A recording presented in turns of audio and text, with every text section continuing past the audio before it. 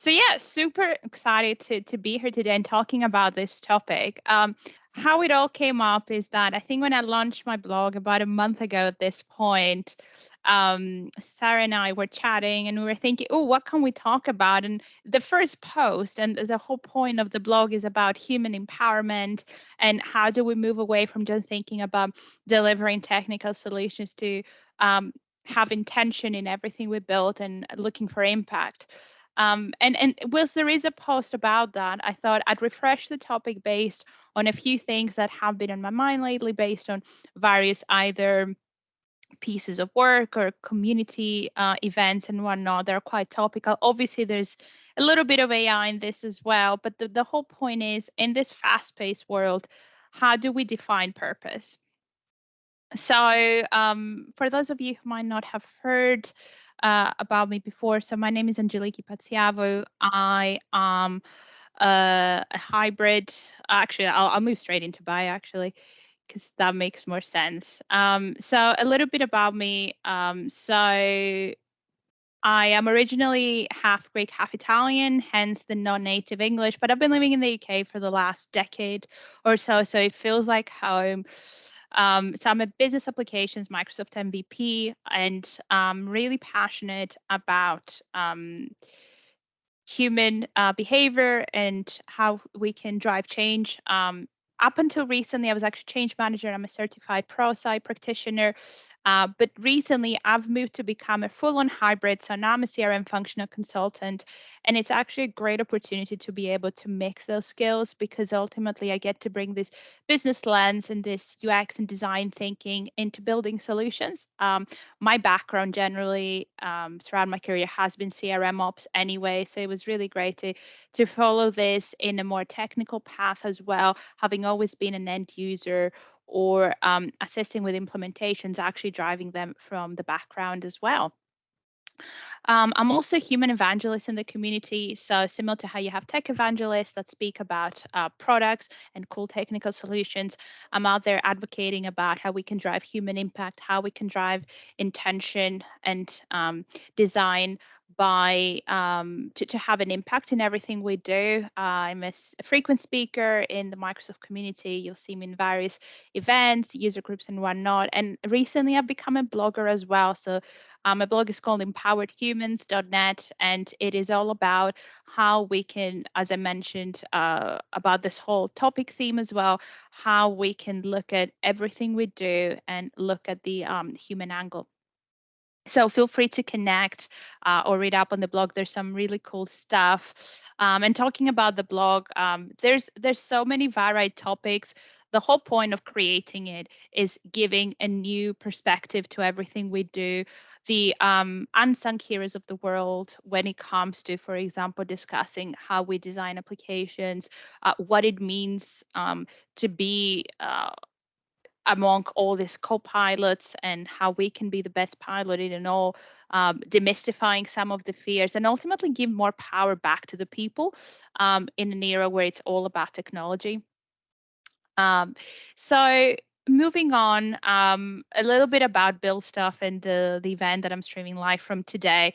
There's a really cool topic, which is the digital ocean. And it really resonates with me because it feels a great thing to say that in this fast-paced world of AI, everything is changing, but it's important to envision that we're flowing together and not apart and building this digital ocean together and bringing everyone on the journey. So I think that's such a great topic to be inspired from. But anyway, this talk is all about having mission towards empowerment. Obviously, to do that, it's really important to take a step back and think about what does AI stand for? How do we define it? But also what it could stand for, because there's a story that we can tell that is a bit different. We're then going to look about what the human needs are around technology and about AI specifically in this era that we're living in and cracking the equation around it and looking at it from a scientific perspective as well. And then we're going to look at 5 missions. We're essentially going to be demystifying certain myths. So first of all, we're going to look at all the terrible myths or fears that are out there, very real, very human fears, and how we can separate the fears from maybe the real risks and threats. Then we're going to look at when it comes to implementing solutions, what are challenges, but also what are the benefits? How can we flip the coin and be more positive about things? We are then going to move towards building a community. It's very important in this day and era to actually think about community and how we can bring people together, not just bring them on the journey, but also define a purpose and a mission so that no one feels like they're being left behind, but also they are excited about what these new opportunities could mean for them. We're then going to look at specific designing products and what it means to implementing and how we can evolve our models. And finally, we're going to look at individually what it means to be creating new roles. Again, in an era where everything feels like it's changing. So how do we flip the coin from we are becoming obsolete to how are we becoming a new evolved version? So let's be honest. When was the last time you had a conversation when you didn't hear the word AI, Copilot, ChatGPT, OpenAI? I honestly don't remember.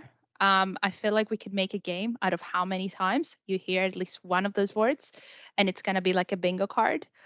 And we know, right? We have a few facts like ChatGPT, crazy trend, 100 million users in 2 months.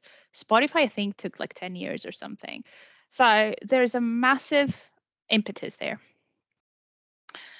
Some really cool announcements that happened in the last week or so. OpenAI announced that they're going to have a GPT store where you can create and monetize your own GPT. And then they had this like really cool image, like everything that could be, but currently the store is empty and it's yours to make it yours, make it amazing, make it profitable. On the other hand, we have Microsoft that has invested and continues to invest so much money in OpenAI. And the number of how many Copilots, like sheer Copilot products announcements, are so many. Last time, and by last time I had checked, was at some point in September. It was over 120. I'm sure they have increased. I'm sure there are so many more than that. But the point is, right? The point is, this is absolutely not going to be slowing down. So there's so many facts around it, and we really see this momentum that is constantly building. So what does it all mean though, right? Like what is the point of all of this? We know, right, in terms of a definition that it stands for artificial intelligence and how we are bringing all this computing power to life, how we're able to harness the power of large language models and how we are evolving our computing industry. But what if, right? What if for a moment we flip the coin a little bit? And what if we defined it as applied innovation? There's so much talk about is this a version of cheating? Is there even innovation anymore? What is authentic? What is genuine? What is intellect? But actually, if we didn't look at it as something artificial, something made up, something that doesn't have its own story in life, what if actually we looked at it as a way to drive further innovation, as if we are applying our own intellect into innovating further? What if we gave it a new, more positive meaning? So I did promise you a little bit of science. So my background is in economics. I'm a social scientist by academia, and I've always been fascinated by the way we are using these tools to explain the world.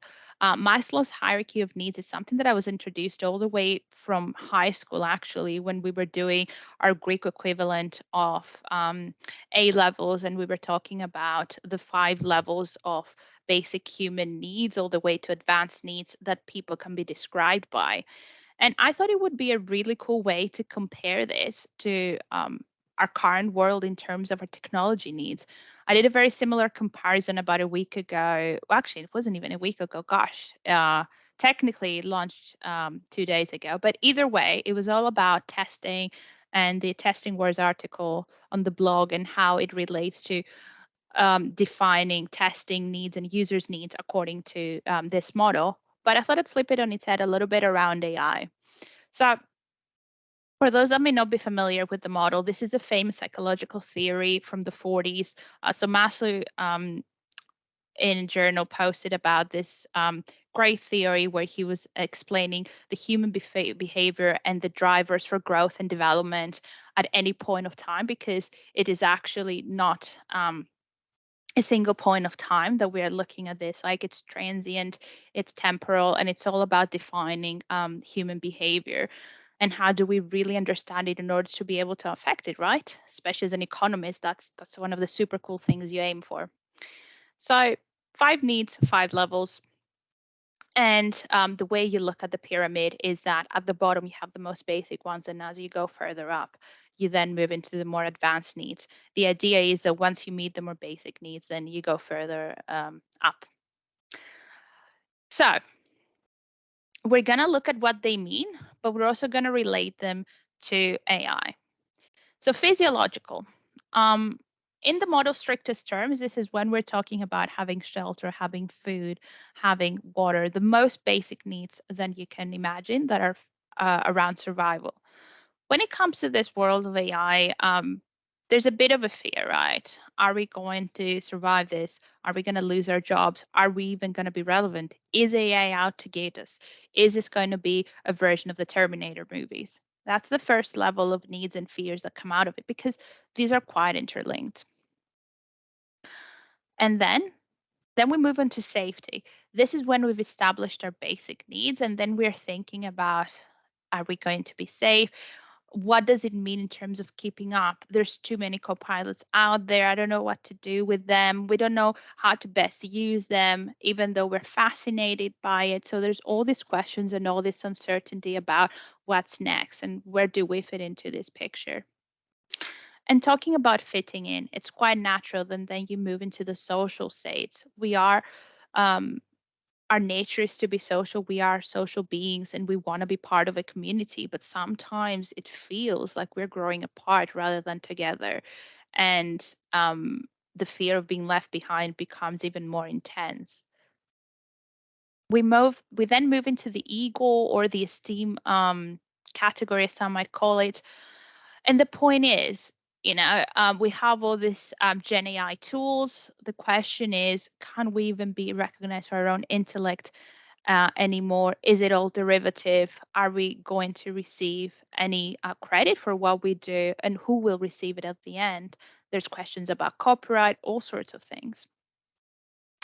And then self-actualization. This is where we think about our most advanced growth and purpose in life. Where can we find meaning in what we do? How do we feel completed and fulfilled by our new role in this picture, whatever that may look like? And how do we pursue it as well? There's questions about how you do it as an employer. There's question around how, as an employee, you can define your own development path or learning path, and how do you harness all the resources around you, but also the chaos as well, right? Uh, I heard a really cool quote uh, at some point ago from a community member saying, this is all about reigning in the tech chaos, and we will never be able to fully harness it, but it's really cool trying to reign in it anyway. So with that in mind, let's start with our first mission. There's going to be some fears that are unrealistic, but also there's some real threats that we have to acknowledge, both from a human, but also from a business, financial, and general technology perspective. And we're going to look at all the naysayers and all the negative things, and we're going to look at how we can reframe them. Empowerment is, to begin with, it starts by active listening and starting a conversation to really understand where people are coming from, seeing how can we frame the conversation, and then move into more tactical approaches, then move into strategy, then move into design and implementing solutions. You can never build amazing solutions if you haven't listened and you haven't designed based on what people have asked for. There's no point in creating an amazingly fancy and clean, technically speaking, solution that solved 0 problems. you're not going to have any meaning or any support out of it. Adoption, return investment, you name it. It's just not going to happen. Either way, it should not be a case of will AI kill us? Like that on its own means that we're anthropomorphizing AI. So that's a very fancy Greek word, pretty much saying we are giving human characteristics to AI.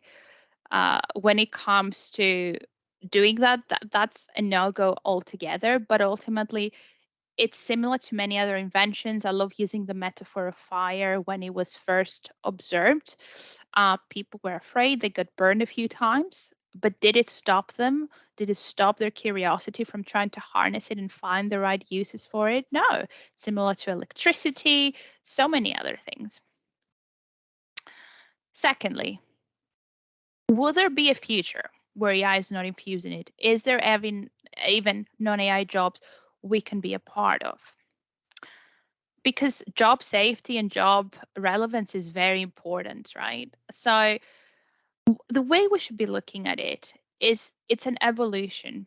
It's about how job descriptions will change, job titles, job roles, secondment opportunities that come out of it. It's not necessary that from tomorrow we're all going to be AI experts and do something with it, but maybe we have opportunities to develop our skill sets further. Maybe it's secondments, maybe it's new certifications, new skills on the job. The whole point is you find your passion, but you also understand other people's passion. So they are following a path that is meaningful to them. You can't just say, for example, well, there's all these new certifications on LinkedIn or from Microsoft. Ask everyone to do them. Maybe it's not relevant to them. Maybe there's other ways that they can follow and build those skills. Of course, will AI take our jobs? That's a frequent one. So actually, before I put this out there, has anyone ever tried to go into either Bing with the DALL-E model, Midjourney, or any other image generation model and ask to create a picture of a human or animals and notice all the details? I've tried many of them. I've actually tried non-popular models as well, like open source models. And what I've personally observed that gives me pure confidence that it cannot take our jobs anytime soon is the detail, the accuracy, the hallucinations that we're going to talk about a little bit later that come with it. For example, if you look at how it creates fingers, it's so bad, it's so deformed, so inaccurate that on its own shows you that when it comes to the outputs of maybe text, code, whatever that may be, the human touch is still unique when it comes to verifying, when it comes to citing sources, citing even the relevance of it all. Customization is very much needed. So it's not about taking over our jobs because it can still not produce even remotely the level of quality that we ultimately need at a bigger picture. The other question is it going to be so involved? I don't know if you've heard the concept of artificial general intelligence, AGI. This is the most evolved form that we see in some of the movies where it's a kind of an artificial intelligence that can truly emulate a human, think and perform and provide outputs like a human. And to be honest, if you look at the mission statement of a lot of the big companies, whether it's OpenAI, or other companies, they are saying that their mission is to create a safe version of AGI. However, let's be honest, number one, it's a way distant future. So we can't really be thinking about that happening now. But also, this is a mission. That does not mean it's going to happen tomorrow or anytime soon, but it also does not mean that it will happen in the most chaotic as ways. I think it's very important that those companies are putting from the get-go in their mission statement, they want to do it in a safe way, and they're showing that guardrails are important, a mission and a meaning, and governance is important. So all these great topics.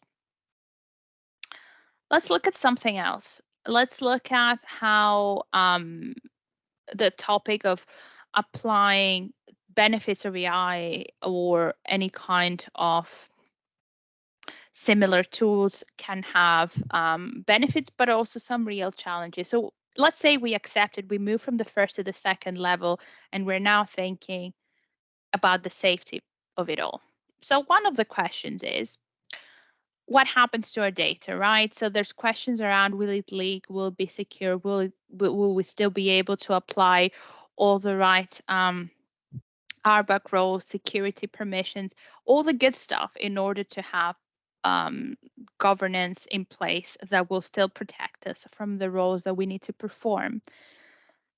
But the reality is, and these are very valid concerns, very real risks. We've all heard about certain mistakes or scandals in a way where you've had people maybe inputting business data into ChatGPT or other kinds of mishaps like that and all the chaos that ensues out of it. But was this a real threat? There's something that we need to think about way before implementation, which is data readiness. There's no point in considering how many licenses you can buy or what early access program you're going to be a part of if you're not thinking about your data strategy. This is about whether you have clean data. This is about whether you have a clear data strategy and mention, whether you have a charter about what your priority use cases are, everything that will make it important in order to establish any kind of either Copilot or other Gen AI tools. If your data is not in order, everything else is guaranteed to be chaotic. So this should be the first concern.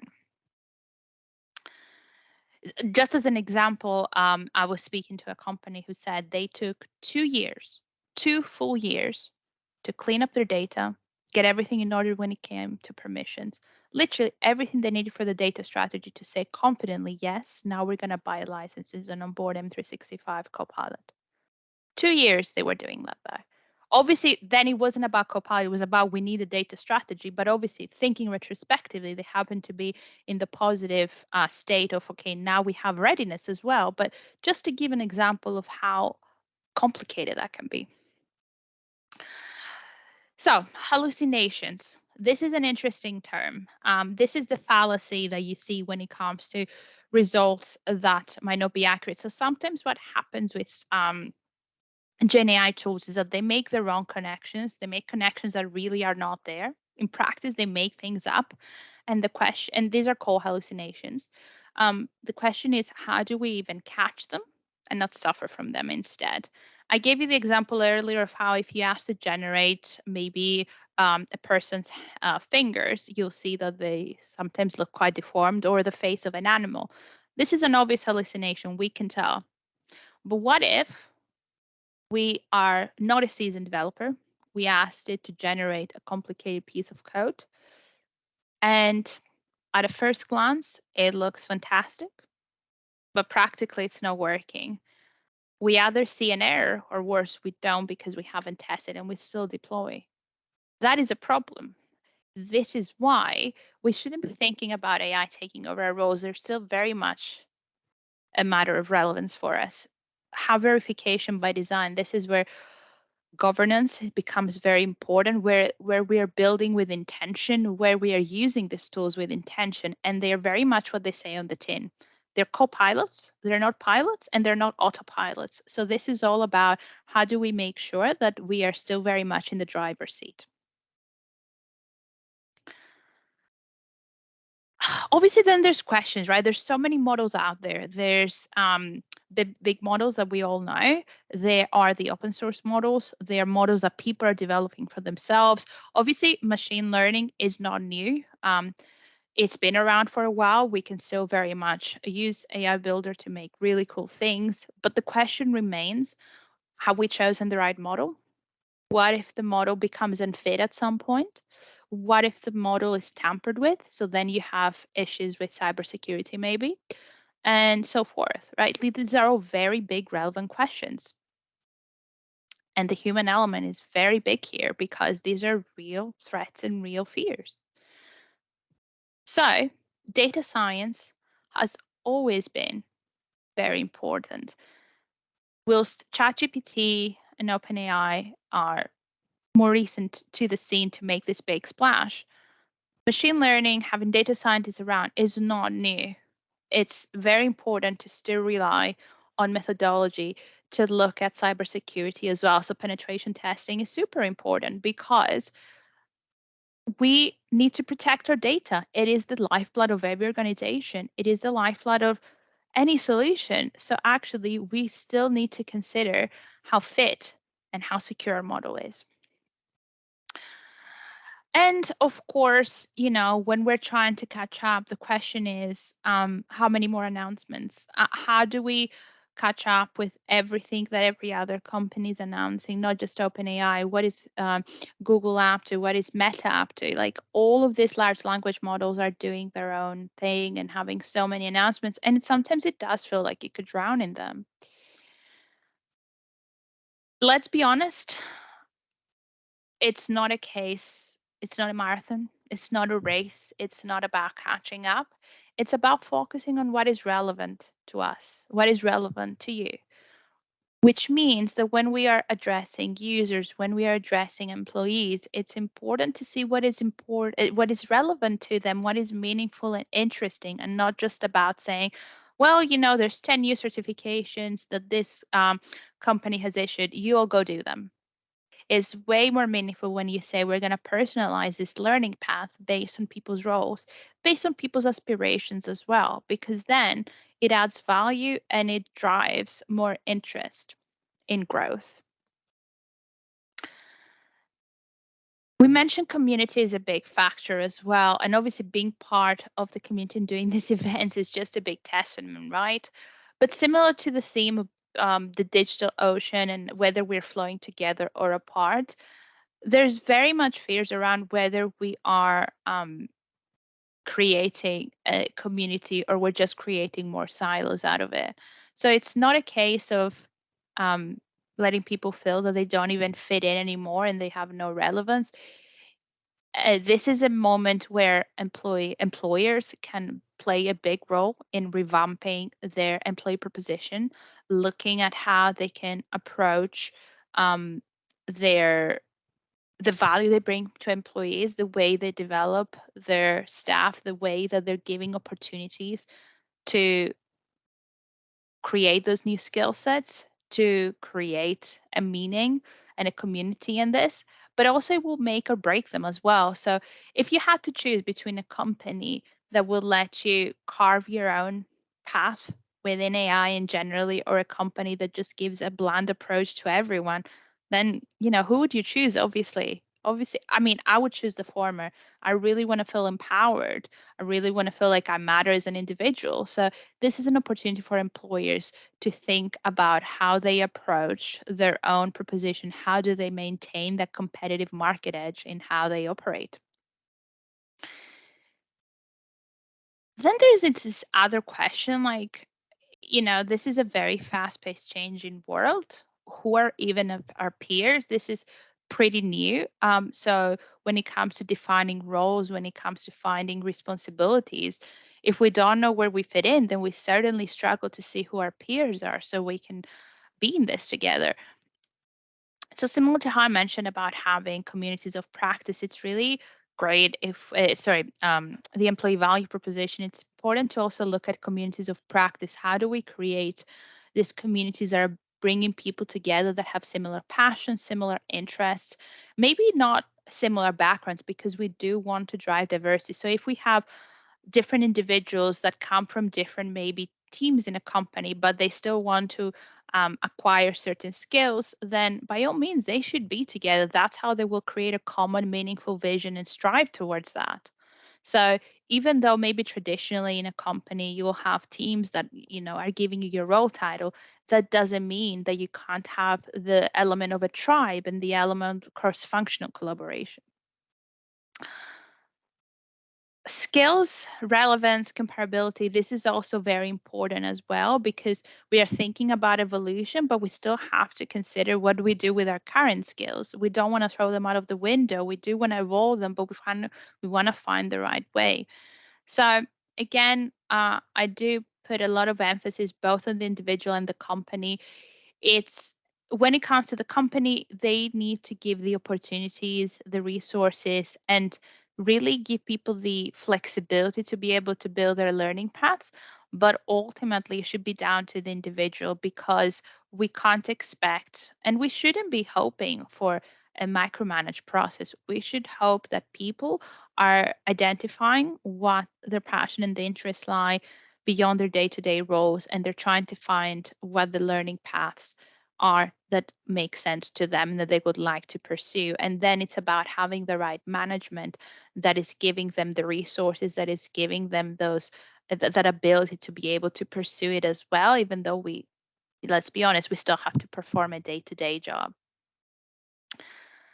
And talking about, growing apart, we really need to reiterate the message that culture is very important, and managing this change is important when it comes to an organization. And it's very much the collective outcome is a sum of the individuals. So having culture champions, it's very important that are driving from within the team the right belonging in a way, whether it is to looking at this learning path, whether it is defining from within the team what it means to have an employee proposition, what it means to be following, new skills, and what it means to also role model vulnerability as well. I think that's super important, and it's equally meaningful for leadership as well, because it can still be pretty scary and confusing sometimes to navigate this.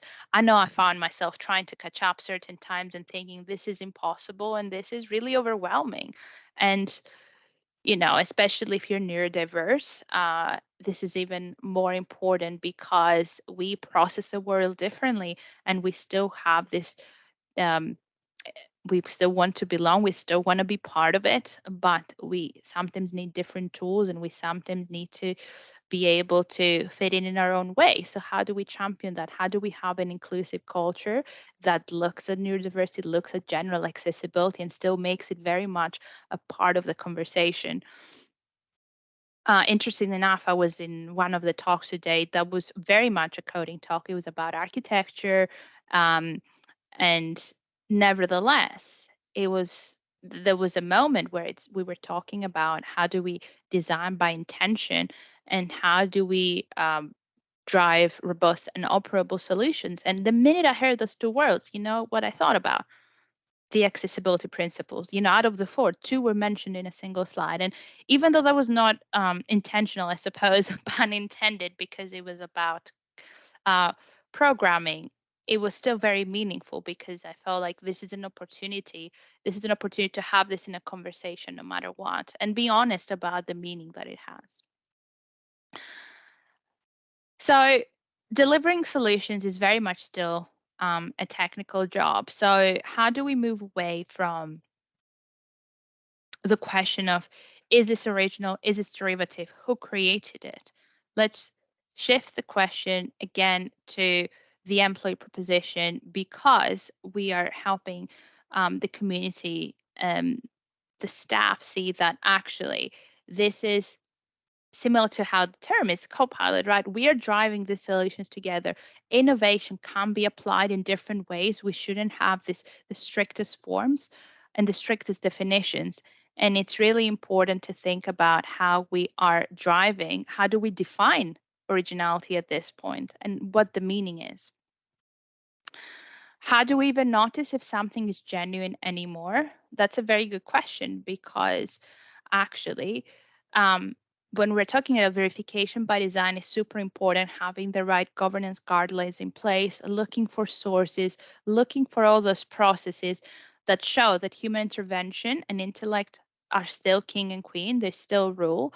And then, because otherwise we're going to suffer from those hallucinations, whether they're at a smaller or a bigger scale. Recognition is very important. And I was thinking about that question because when it comes to recognition, I know there's been, for example, use cases where artists are thinking, is our original work going to be infringed in any way? So there's some interesting announcements / moves in this space that I was looking at. So for example, when it comes to the general topic of recognition, one of the announcements for OpenAI was that you're now going to have a store where you can monetize your custom GPTs and whatnot. So I think that's great. It shows that recognition and financial remuneration are looked at, and also the other announcement not so long ago, I want to say maybe 2 months ago or so, from Microsoft about the Copilot copyright commitment. So this is where essentially, and I'm going to try and say it in the simplest of ways and not sound like a lawyer, but this is all about how Microsoft is saying that if a customer that is using their Copilot products is using it in the right ways, implementing all the right guardrails that have been recommended, and they're essentially doing things by the book and with the right intention, then if there's a third party that sues them for copyright infringement, then Microsoft will support them. The idea is you've done the right work, you've put all your guardrails together, so you have that support. And I feel like that's also another way to look at recognition for doing things the right way, recognition for how important governance is, and important to have intention in how we're using these tools. And of course, fatigue. When it comes to this conversation, it's not just about the catch up, it's just fatigue. How many times are we even going to have the same conversation and not just talk about injecting AI everywhere? And to be honest, we have to think about it as it's not being a fairy dust. I think we had Sharon on the line earlier. Hopefully, we still have her. We had a very interesting conversation between um, herself, Steve Mordew, and myself on LinkedIn not so long ago about it looking like fairy dust. And the reality is we shouldn't just be sprinkling it everywhere. This is not about that. It's about intentional use. How do we design for real needs? You know my cheesy tagline by now: built for real needs, not senior egos. That's the whole point. It's not about injecting it everywhere because it sounds cool and everyone is talking about it. Sometimes it's not the right thing to do. Sometimes it's not realistic, whether we're talking about financial realism or just simple interoperability. And again, there's no point in delivering something that is not going to solve any problems. And finally, talking about the creation of new roles, how do we build something that will evolve the way we operate in our day to day and will give a fresh lease of life? So the first question is, being a super user, for those people that really want to learn and really want to become experts, is there a place for them? And I appreciate that super use is also a term that is greatly used within the community. And you have this superheroes in a way. And I know we have some of them on the call today as well that are putting so much effort, so much love and care into helping forums, into helping other users uh, with solutions, question and answers in every way they can. And the reality is that yes, this is possible. If there is passion from certain individuals, then they can become machine learning experts. There's absolutely a space for that. And it's not about becoming an expert in everything. This puts way too much pressure and it's not realistic. If you have a passion about creating something specific, like a customer service chatbot, by all means, learn how to make that. Make the best chatbot you can. If your passion is to drive accessibility, and how do you create designs and governance templates, by all means, focus on that. The idea is to find your own place and not just say, I'm going to become an expert on everything to do with machine learning. That's not realistic. And it's not going to be fun either. And if it's not fun, then it's not going to fulfill you and it's going to be a bit of a car crash eventually. What if you are someone who thinks, well, my interest is very much still technical and I really like deploying solutions. Is there a place for me in this? Absolutely. Being a tester, being in the heart of deployment is very much still there. This is where you get to leverage your curiosity, peek under the hood, and become someone who is very much still involved in the technical trenches, but now gets to do something new and exciting. There's business people out there, business people like myself who come from other kinds of backgrounds, whether it's change management, being somewhere on a business team on the end user side, or whatever kind of team that ultimately has a very strong business lens. Is this even relevant anymore? And the answer is absolutely. Absolutely. So we've been talking a lot about building with intent, building and designing and building applications that actually have meaning and are going to solve real problems. So of course the business lens is important. We need to explore use cases. We need to look at what users need. We need to listen. We need to be able to evangelize the benefits as well, because when it comes to everyday users, I'm sure they've used or heard of ChatGPT or all the cool other models, or at least the word Copilot, but do they understand really what it means for them? Do they understand the benefits, and do they understand the pitfalls as well? That's a different question, right? We are talking about proposition, we are talking about practical use cases, learning and sharing it, super important. And the community plays a massive role in all of this, because this is how we can leverage the collective passion but also the collective knowledge in this. And what if, right, what if you are the traditional developer, pro developer or maker that still wants to design apps, that still wants to be very much in the trenches of coding? Is there a place for us, or is everything going to be done by the GitHub Copilot? Absolutely. One of the quotes that really stuck with me since Build earlier this year, the Satya Nadella was saying, is that very much their mission is to bring back the flow and the joy of programming. Yes, they might not be doing it as much, or they might not be doing it the same way, but the point is to bring the tools like GitHub Copilot that are making it so that we are steering away from the more traditional admin like tasks, and we are able to accelerate our productivity. We're able to accelerate ways into which we can innovate and to be creative. And I think that's fantastic, because that gives space to every single role, as you can see, whether you want to be on the business side, on the design side, whether you want to be a super user that is sharing and bringing the community together. You can see there's a space for everyone. And this is the meaning of true empowerment. This is the meaning of bringing people, no matter their background, really championing diversity, but really bringing a rich culture together. Culture is a massive player here. So, to summarize, it's all about growing together, not apart, and grow the ecosystem around us as well, whether it's the ecosystem of applications, whether it's the ecosystem of our people as a team, anything really. So, three things. Let's all be data guardians. It's everyone's responsibility. We are all our first line of defense. The more we believe in it, the more we champion it, the more we are able to drive a meaningful data strategy, whatever we do and wherever we are. We need to experiment. We are at a fortuitous place and era where we are able to use so many different resources, some of them even open source and open access, some paid for, but either way, there's so many tools. We have the opportunity to be mad hatters, absolute mad scientists, and go out there, experiment, and really be able to drive use cases that make sense to us. Our users are solving actual problems. But to do that, trial and error is very healthy.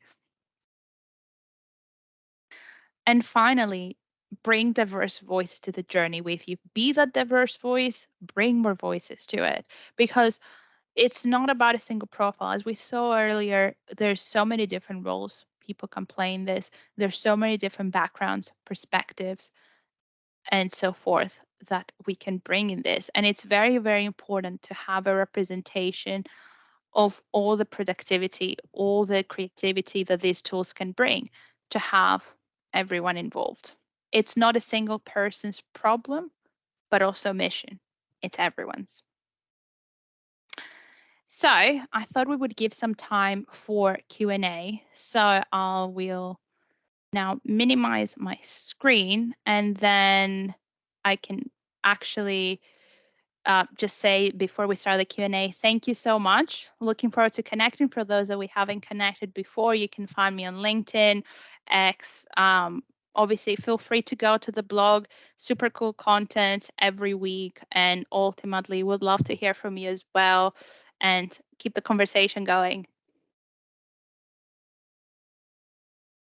Thanks, Angie. That was really interesting. Even to me, I could understand a little bit more there about AI and how to kind of embrace it, really. So thank you for that. And I can vouch for the blog as well, actually. There's so many out there, it's hard to choose. There's a few that pick out, but yeah, definitely a good one. Is there anyone on the call that's got any questions or comments about that?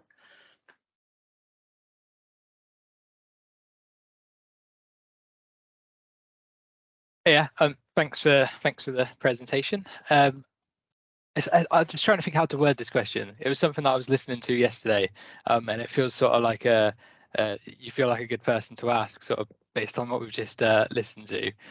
So I was listening to Adam Grant's Rethinking podcast. Love him. Yeah, he's a legend, right? And he had someone on there, and they had like this sort of opinion or apprehension that, like, based on how GPTs work, like, but by definition, like, innovation is like a new idea or new method, and that AI, you could get to this point where like AI starts to like stunt that to some degree, because the information like available to AI is from such a small part of like societal history and is like dominated by Western cultures. So that and not only that, but if you were to ask ChatGPT the same question 10 times, you're going to get different delivery of the same answer 10 different ways, right? So there was like sort of like a fear that the AI could like subsidize the thinking or like mindset that's like driven innovation to this point. And I wonder what your take was on that. I, first of all, so excited by this question. It's so awesome to think like that and to question things, because this is how we get to these conversations. And funny enough, I can't remember who I was listening to as well, but it was a podcast as well yesterday. And it was something around the lines of there was this recruitment, was it? No, it was actually the HR team of a company. And they thought, let's use something like ChatGPT, either way, Gen AI tool to automate our recruitment process. And similar to what you said, it was essentially injecting bias into the process, because they essentially looked at the data from how they recruited in the last 20 years. And it was unfortunately a very specific stereotype they were hiring for. And surprise, surprise, the model did the same. So the question is, how do we avoid that bias and procrastinating from actually answering the elephant in the room, which is, how do we diversify the results? And this is why I was saying data science is still very important, becoming machine learning expert, because ultimately this is not new. Some of the tools are, but machine learning at its core is not new. So it's important that we are looking at new data sets, but we are also looking at training our own models based on our own data and new data and constant evolution as well, because it's not at a single point of time, maybe the model is fit or is as good as it can get. But the more we can evolve it, the more we see it as a responsibility to constantly sense check whether it's fit at that point of time for the use cases we have, but also whether we are driving biases as a result. That's super important. I mean, recruitment is an obvious answer, but as you said, it could be cultural bias in many other things we do. Programming actually is another great example as well, because in people's minds, clean code is a very simple way of just proving, some amazing, sleek architecture. But actually, if it's clean but without any intention, it's driving zero connection to what you're building and the programmers, then it's equally driving bias in its own. So the bottom line that I'm trying to make in a very convoluted way is, I think we should first make it a responsibility to look at those biases and those hallucinations as a result as well, because we will see those problems and see how we can address them very actively as well, whether it's training on new data, whether it's looking at new models as well, because actually there's many models out there and we shouldn't be confined by what's trending in a way. And we should give people the skills that they need to be more focused on what machine learning can do for us. Yeah. I think whether it's as a developer or as a business leader, I suppose it's just not losing any sense of like moral fiber, and as you go through these like AI implementations and stuff, I suppose. Exactly. In the past, we were talking about sustainability, right? And, ESG strategies. Very much now, ethics are equally important as well, because ultimately these are human-led tools. And even the scary kind of Terminator-like doom and gloom thoughts can be terrifying. But actually, if we think about how we drive that intention and responsibility in everything we do, and we build infamous center of enablements that are focused on this, I think we have a better chance at getting it a bit better and right eventually. Cool. Yes. I think that's really interesting, actually, because we'll see over the next, I don't know, 6 to 12 months, even maybe, which companies and brands are taking this seriously and following your kind of advice, or just kind of going in greedily, what can we get out of AI? How can we, whether it's from a recruitment process, and that bias then comes to light through laziness or lack of testing, that could do some long-term damage, I think, if people don't take these steps now. That is a good point as well. And testing is another dreadful / unsung hero in all of this, because, you know, realistically, for all the consultants in the room, I think we can all agree that if there's budget cuts, the first two things that are out the door are change management and testing. Great. They're both user focused, and that perfect. But actually, there's bigger implications when it comes to using this awesome technology, because it can have even worse implications when it comes to implementation, getting things wrong. And I'm not just talking about adoption, but critical operability problems. Is there anyone else on the call with any questions or comments?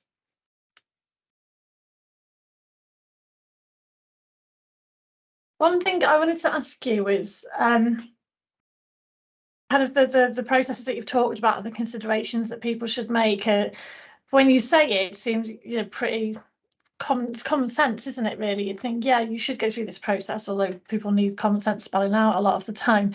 But there are people that feel like out of power. So the people on this call, maybe consultants or senior members of a business, that perhaps have people in a position that feel they have no control over what's coming. So maybe admin heavy or contact center staff, and there's this big wave of AI coming towards them and they don't really know how to deal with it. How do you recommend, from a communication point of view, the kind of business leaders, or even those people in those jobs that probably are the most fearful for their jobs, deal with this, or kind of communicate with each other to eradicate those fears and find the right training paths for these people to go down? Of course. As you saw, I dedicated a long time and a whole slide, to be honest, on what leadership and companies' responsibility is in all of this, from having new propositions for how they attract and retain staff, but also how they develop them. So it's very much a leadership responsibility.